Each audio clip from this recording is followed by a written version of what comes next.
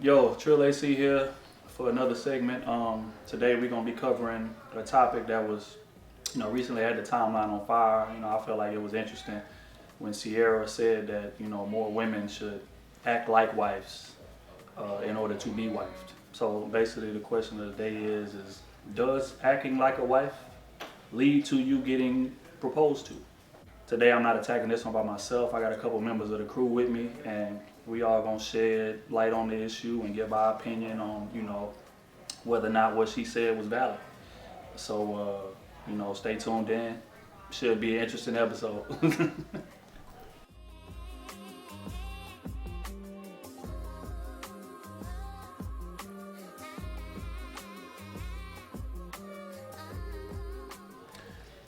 Treating a man like a wife would, giving up wifey privileges, no, it doesn't get you wifed.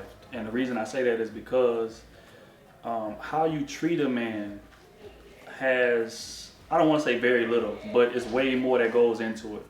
No, treating a man like a wife would doesn't mean necessarily you're going to get a ring. You can treat them any way you choose to. You have to treat a man the way he's treating you. You got to accept what he's giving you so that you can know exactly what you should give them. That depends on what their relationship started off with. If y'all met in the club and shit, most of the time you just looking at your body, you know what I'm saying? You like, damn, she fine, I can hit that, you know what I'm saying? So he gonna hit that for as long as he can. Y'all meet out at goddamn Walmart, some goddamn, well, you know what I'm saying, just on the spur of the moment shit.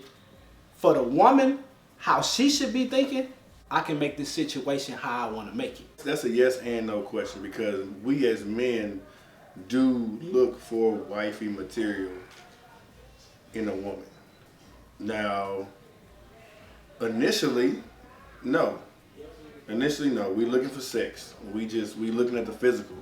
It's about how he feels about you. If he doesn't really like you like that, you can treat him like the best wife in the world would, and you still won't get wifed because he don't see that in you. You can't convince a man to feel as strongly as a husband would about a woman. Most of y'all gonna toss that ass, you know what I'm saying? Y'all gonna be tossing that ass and don't even know, hey, if he's a good dude, real good dude, he talk to you great, you know what I'm saying? You can actually be with him and stay with him. It just depends on how you control that situation. If you just coming out that ass and he see that, now the ball back in his court. If you gonna treat him like a husband, make sure that he's treating you like a wife. Make sure that he's acting like a husband. He's giving you all the things that you need, want, and are supposed to have as a woman. And then when you come in and say, oh honey, I got this for you, I did this, I paid for this bill, I cooked this dinner, I'm waiting for you to take your shower, you don't feel like you're losing anything for just any guy. But if you force on them, hey, I need to go out on dates, you know what I'm saying? I need you to open this door for me, you know what I'm saying? I need you to pick your fucking pants up. I need you to carry yourself like a man. And if he think you look good enough and y'all conversation real good or whatever, and you got your stuff together, most of the time, you know what I'm saying, he gonna straighten up. You know what I'm saying? I give you 7 times out of 10, he gonna be like, all right, I can beat this one. Women fall in love with potential. The man may do something at the beginning that catches him, and the woman wants that all the time.